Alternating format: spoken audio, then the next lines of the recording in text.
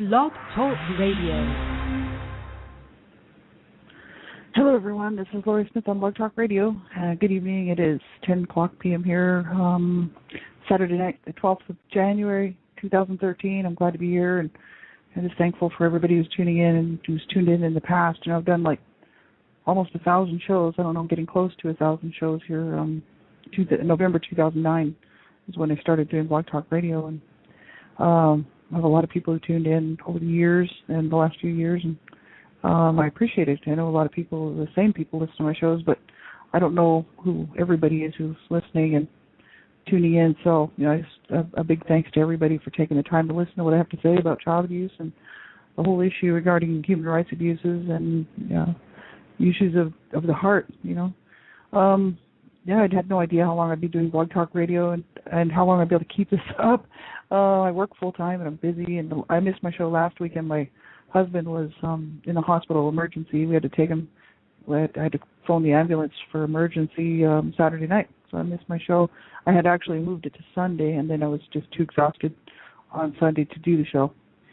And just busy working and studying and whatnot, so I don't have like a whole lot of time. But this is always sitting really heavy on my heart, the issue of child abuse and speaking out against child abuse. This is what I do, publicly talking about the issues of child abuse and the issues of survivor issues and everything that goes along with it. And so you have to listen at your own discretion to these types of shows. I do put a discretionary warning on my shows that deal with child abuse and the topics of child abuse and human rights abuses and survivor issues and whatnot, because it's very sensitive material, and someone may not, you know, if you're not sure, you know, if you can actually listen to this without it bothering you, you know, then you need to turn the show off. You know, go listen to something else, or you know, don't tune in for sure, because we're all responsible. We all have to be responsible for what we listen to, and you know, the topics of abuse are very sensitive topics for a lot of people, and so abuse is a serious issue,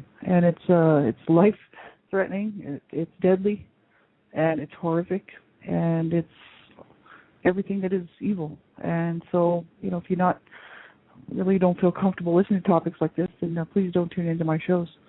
And this is what I lived my whole life with, so I'm forced to deal with it. And I can either deal with it poorly, like I was for 42 years of my existence here on the planet, or I can choose to heal and work through my healing journey, which is what I have been doing for the last 5 years. And so, you know, I've come a long way over the last few years in my healing journey, but it still affects me, and it always will. And people say, well, you don't know that. I mean, maybe it won't one day, and I don't believe that. You know, the things that I was forced to see, the things that I was forced to deal with, the things that I was forced to endure are never going to go away. They're part of my life, and it's how I choose to deal with them, and how much, you know, how much emphasis I choose to place on them as far as being the whole total sum of what I would call living a life that's successful or victorious or whatever you want to call it, as a survivor who's healing from child abuse. You know, I choose to continue to talk about it because it is such a serious issue, and children are dying, and I don't mind talking about it, and someone's got to talk about it, and someone's got to do something about it. And the people that we need to reach who are abusing children obviously are not listening, and if they are, they don't care. Not listening to me, but just listening to the public outcry against child abuse in general. And we're not reaching those people that we need to reach, unfortunately. But I do appreciate everybody who's tuned into my shows. I know there's a lot of people that listen to my shows that do care, and that's why you're listening. And there's a lot of people that understand and maybe have been there themselves, you know. So, you know, I think that if we don't talk about the issues surrounding child abuse, then we're basically just shoving it under the carpet again. Just, you know, silence with the issue of child abuse is deadly. And we all need to make noise, and, you know, and we need to talk about these things and make as much public noise as possible. And, you know, there are certain platforms that people can get involved with in your local areas. If you have time, you know, if you have the ability to do it, it's a great way to get involved. There's not a whole lot going on in the area where I'm at, in the city where I live. There's a whole lot of child abuse, I'm sure. There's just not a whole lot of public outcry against it. There are lots of services here for people who have been abused, for children or adults, adults working through their healing journey, and for children who are removed from homes. But there's not a lot of public outcry against child abuse to try to stop and prevent child abuse. So it's kind of like, we'll pick up the pieces after a child's been abused, but we're not going to do anything to say anything about stopping child abuse. So you never hear much of anything regarding prevention of child abuse up here. And in Edmonton, there's a group, Little Warriors, out of Edmonton, Alberta. We're just a few hours north of where I live. And they are pretty much the only group that I see anything happening with at all. And they deal primarily with child sexual abuse, but at least they make enough of a presence, in Alberta, in other provinces as well, in British Columbia and different places back, on the East Coast, and heading towards the prairies and whatnot, that, people, their voices are heard probably more than anybody else's. I haven't seen too much else. Ontario has some great prevention programs, but Alberta, Little Warriors is it. And then there's stewards of the children from darkness to light. They have a really awesome program as well up here that works in the schools and different places to try to educate people regarding child abuse and how to prevent child abuse, and working with educators, teachers, and other groups, right? So, there's different places, different groups you can get involved with locally and within your own areas, unless you're in a real rural area, might not have too much going on, but most of the big city centers have something that people can get involved with if you want to get involved. But there isn't a whole lot of people talking about child abuse. It's all generally talked about in boardrooms and conference rooms with people, like-minded people who aren't really reaching the public, as far as the issue of child abuse goes. And there's a lot of survivors out here talking about, their own experiences of being abused and the impact that it had on their lives, and like myself, to try to make a difference in this mess. And there's not a whole lot of platforms for us to speak either, unless we want to write, which we do, a lot of us, and publish books and whatever, poetry or artwork that we've done and things like that. But there isn't a whole lot going on here. I know in the UK there's some great stuff happening with this Tangled Webs, Kate Swift, this Tangled Webs, RSOSA. That group is doing some awesome stuff up in the UK, near London. And then there's John Harrison, who is a survivor. He's an author, he's a poet, he's a speaker, he's a public speaker, and he's done some amazing work in the UK. The UK seems to have a bit more vocal voice as far as the power of the whole power of speech and the positive impact that it does make, as far as holding rallies and stuff like that for survivors, and rallies to show solidarity and the fact that we need to stop and prevent child abuse, right? So there's some great stuff happening. You just got to find it. And get involved. And I'm still looking. There's not a whole lot going on here where I'm at, but that's okay, because I just keep moving on and keep trying, and hopefully one day you will see more prevention and more information on prevention out there. And it's a huge issue, like kids are dying, like children are dying, babies are dying, like every day, needlessly. And yet how do we reach those people that are doing these horrible, heinous things to their children, or somebody else's child, or a stranger's child, or whoever they happen to get a hold of? How do we reach those people? Chances are we won't. That's why they educate, teachers and people who work, doctors and people who work and, are around children. You need caregivers, daycare personnel and staff. It's very important, that people understand that children are abused wherever they are. So if a child's at home, there's potential for abuse. If a child is at daycare, there's a potential for abuse. If they're at school, there's also a potential of abuse. If they're at church, there's a potential of abuse. If they're in after-school care, there's a potential of abuse. If they're in a after-school activity club, there's potential for abuse. It's wherever the child is. So, it's up to everybody, really, everybody, to know and understand, how to protect children. It's just really important. And there's a lot of people who say, well, you don't want to overprotect your child. And it's like, well, yeah, but you know what? You don't want to set your child up for risk of being abused. I mean, even if a child has two loving parents, no matter who these people are in their life that are, caregivers, whoever they are, looking after them, and who really truly care about their safety and care about their child or their children, the child is still out amongst other people throughout their day in daily situations. You can't protect them enough. There isn't enough you can do to protect your child from someone who could get a hold of your child and abuse your child in any way.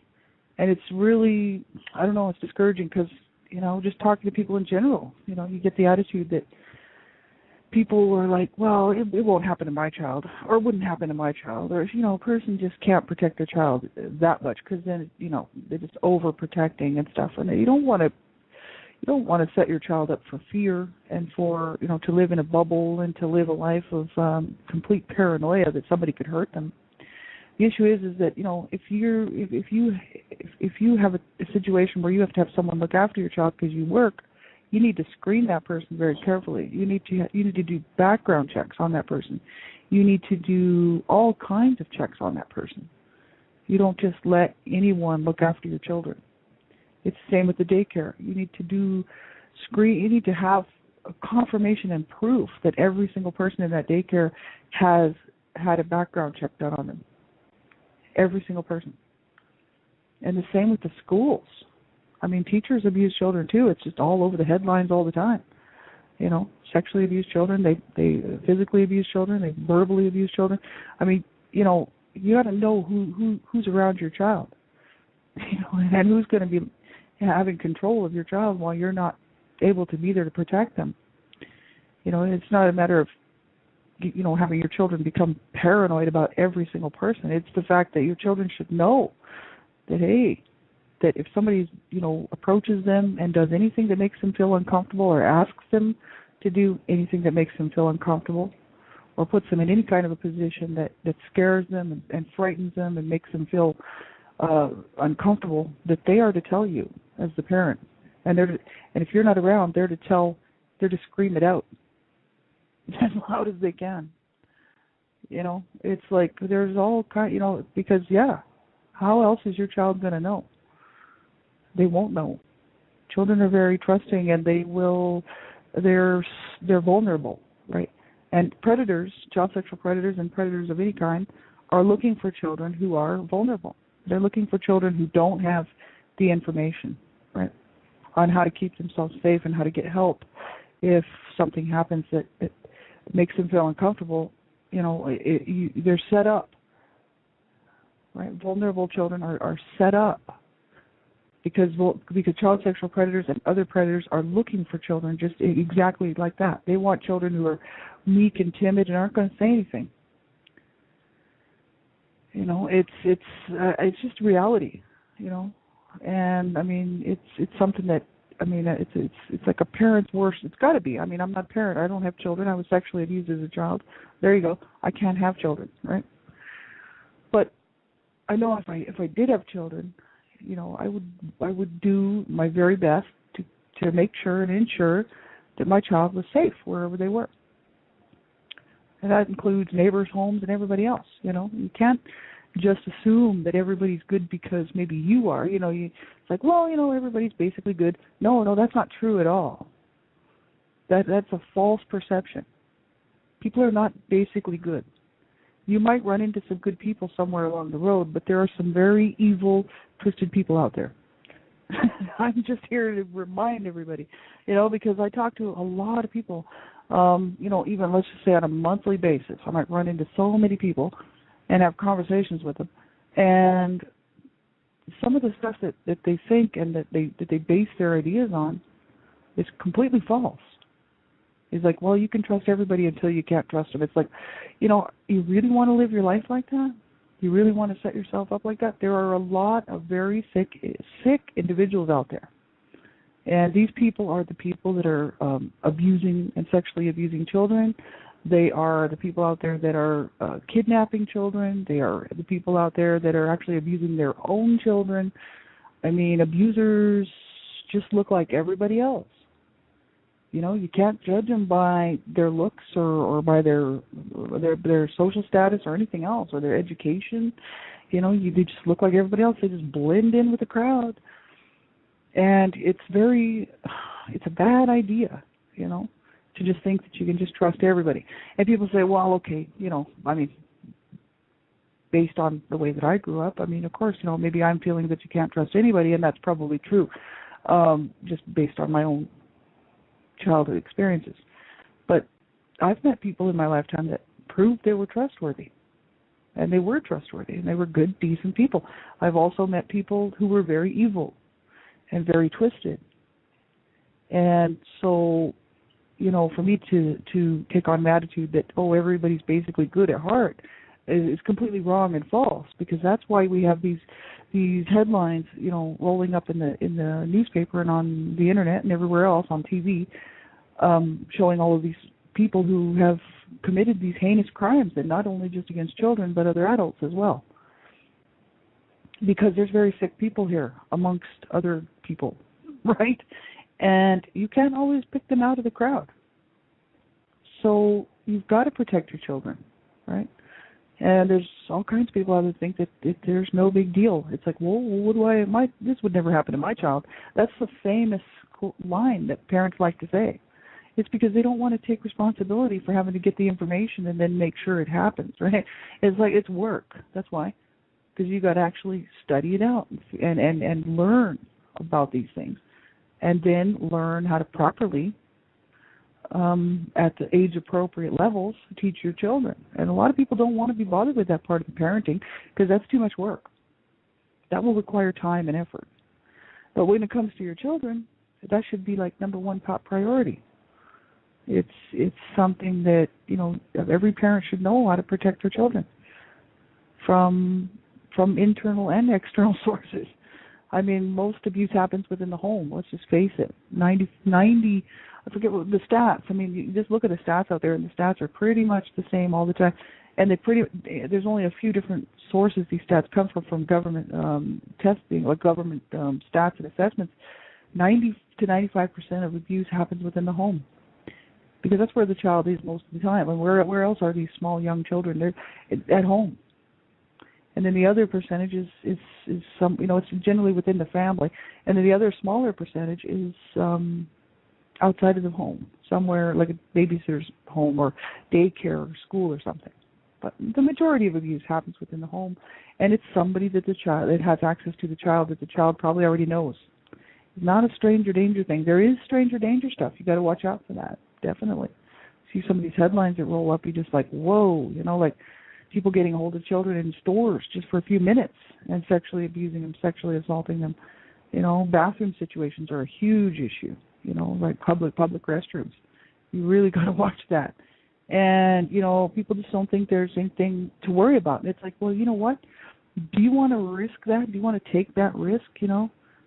Do you want to really believe that there isn't anything to worry about? And then have the issue of having to pick up the pieces after your child has been abused sexually or in any other way? I don't think so.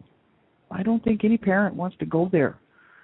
You know, I mean, if you really truly care about your children. I mean, my parents abused us, so they didn't care. It was pretty obvious. They didn't care. You know, I mean, there's lots of abusive parents out there who really don't care about their children, and they don't care, and that's all there is to it.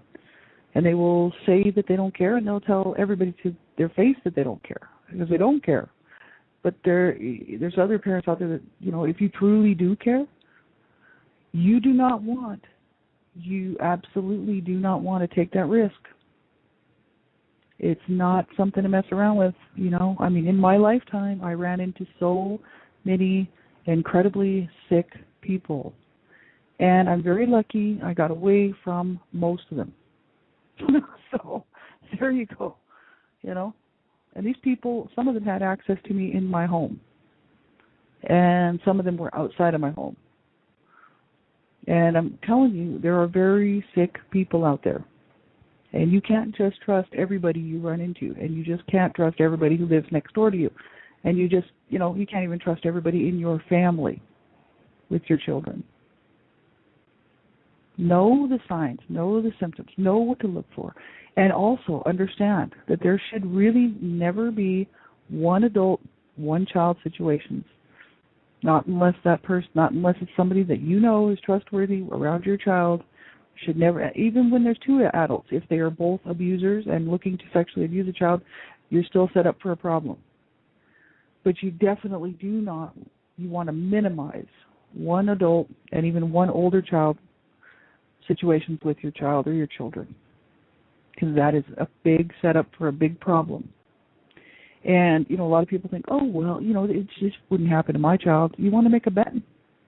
You know how many people out here have been abused sexually and in any other way? There's a lot. And I just happen to be one who's willing to talk about it. There's a whole bunch that will never talk about it.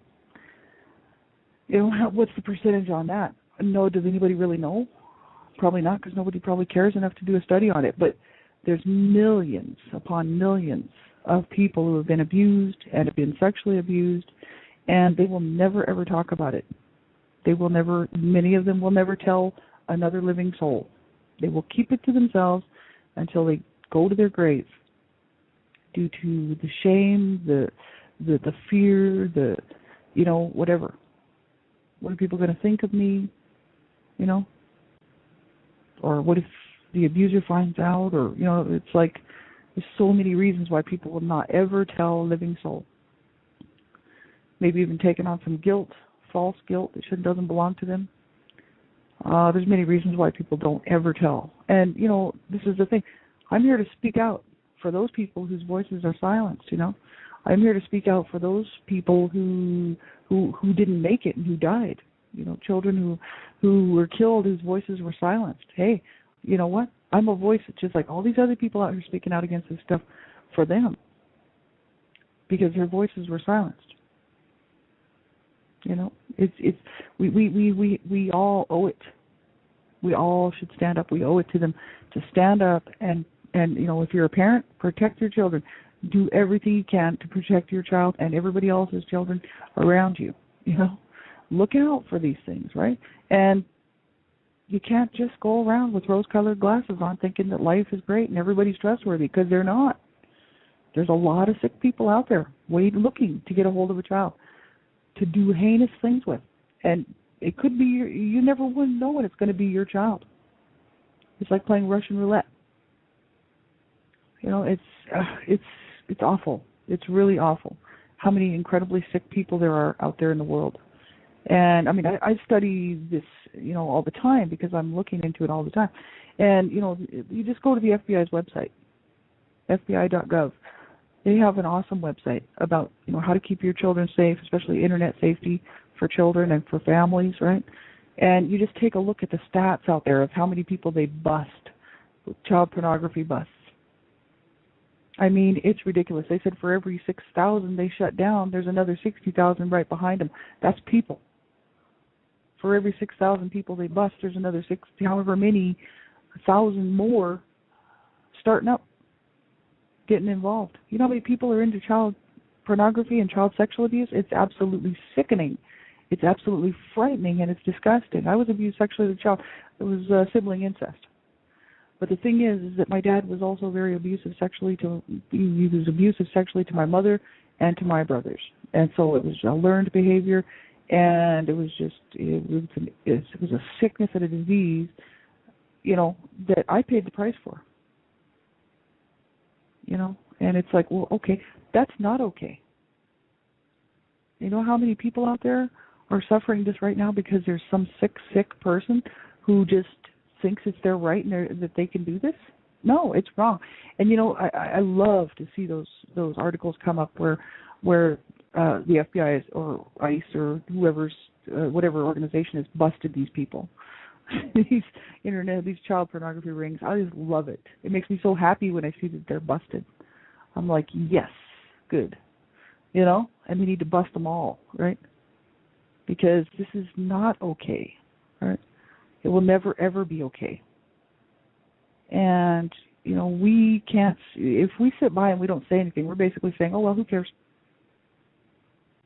It's not my problem. Yeah, well, you better hope to God that it never does become your problem.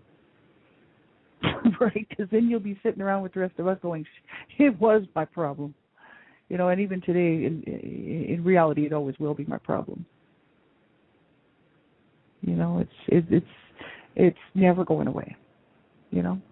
I sit and I think, and sure, I made it. I survived.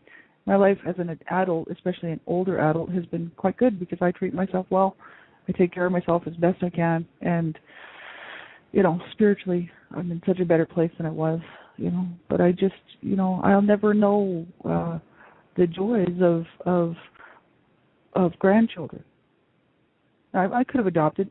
Oh, yeah, but that's because I couldn't even adopt because I couldn't get my head straight. Why? Because I was abused as a child in every way. So, I really didn't want to deal with it. After I realized that I was never going to have children, it was like, you know what? No, I got to get myself straight. I can't do anything else but work on trying to survive this hellhole of a past that I need to make sense of and learn how to deal with. You don't want your child to be set up for that. And I know so many survivors.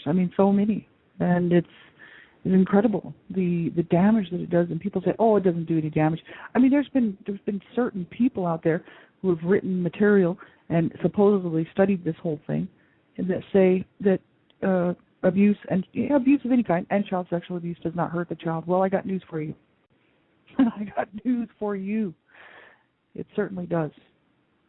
And whoever said that was incredibly wrong. And it's not even funny that there's people out there that believe that it's no big deal. It's like, come live in my shoes, come walk in my world for a few minutes. Live inside my mind and my heart, in my body. For 5 minutes, I dare you. And still be able to function and deal with life, and still be able to find some joy and some goodness and some peace at the end of the day. And still be able to get up in the morning and start it all over again. And people say, oh, well, could it be that bad? I don't know. Could it be? I'm just one survivor, right? Walk in my shoes and then judge me. It's a lot of pain and a lot of torture and a lot of problems for so many children out there. And unless we change what we're doing, it's not going to stop. We're going to have to figure it out. And I just hope and pray, that these young people coming up today will these thinkers, these awesome thinkers, these young people will form think tanks throughout the world to figure out how to change this and how to really stop and prevent child abuse. And do it in a way that promotes healthy parent-child relationships and more services for people who are struggling. There's a lot of lack, And I just hope and pray that that's what we can do. Well, I'll be back on again, hopefully next week, Monday morning, with my show, my biblical counseling show that I'm doing. And, I just pray for all these kids out here tonight who there won't be any help for them. No help at all. Take it easy, everybody.